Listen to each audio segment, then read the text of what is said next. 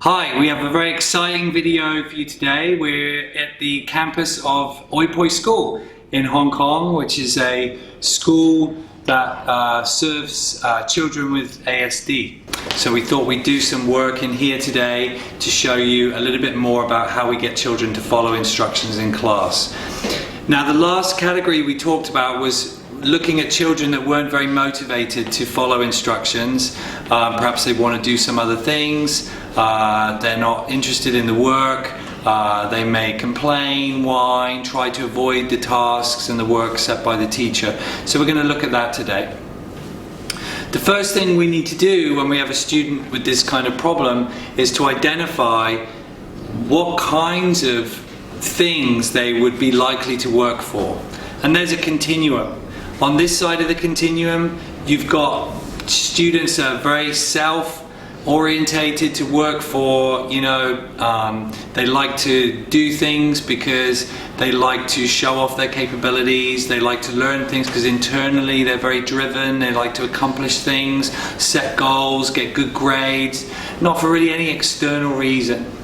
And then on the other scheme, you've got students that those kinds of things aren't very reinforcing, and what they find is things like video games or reading books or activities or toys.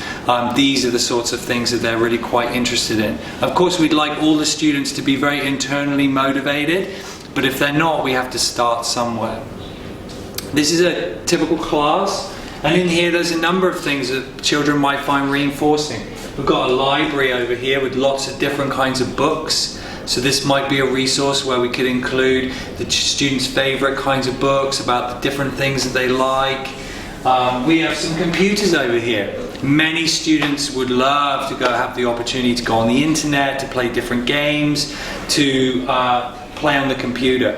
We have a TV here where maybe a student could watch videos, or there's actually a video game in here that we use quite often for students. They have a lot of toys and things for the students in this class too. That could be potential things that the students may want to do, which can help them to be motivated to do a lot of the tasks that we may want them to complete. Now, this is a sort of simulated class for today, and we have actually all of these people are staff at the school, but we thought we'd give it an added flavour. And we have my friend here, Ashton, to help us out today, who is really into drawing. As you can see, he loves to draw. This is one of his favourite things. And so if I was to identify something that he would love to do, well, drawing is one of his passions, and I'm going to be using the drawing as a means to be able to get him to engage in some other kinds of tasks and some other kind of academic kind of lessons.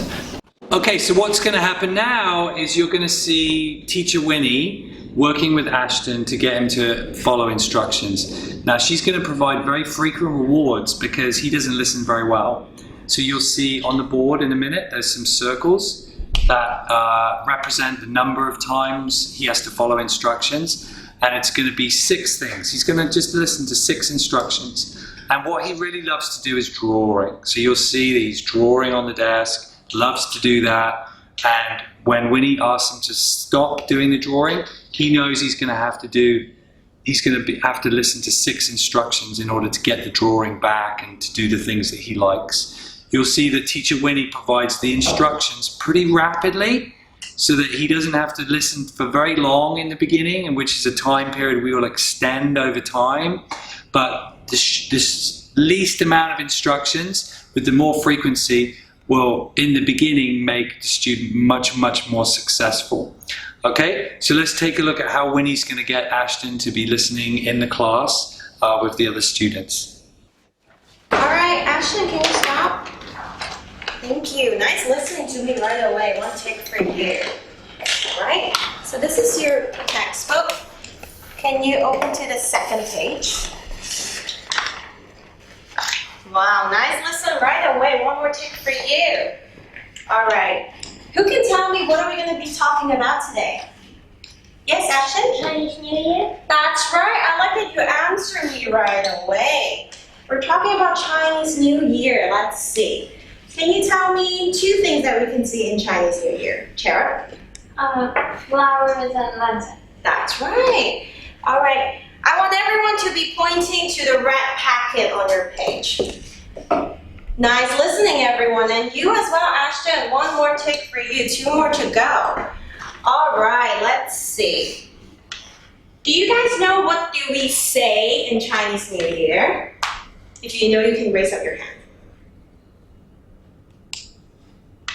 All right, maybe none of you know. All right, actually we would say 恭喜發財 to everyone in Chinese New Year, right? So everyone, can you guys repeat after me? 恭喜發財. Nice listening. Ashton, you listen right away again. One more tick for you. All right, let's see. Can you guys turn to the next page, everyone?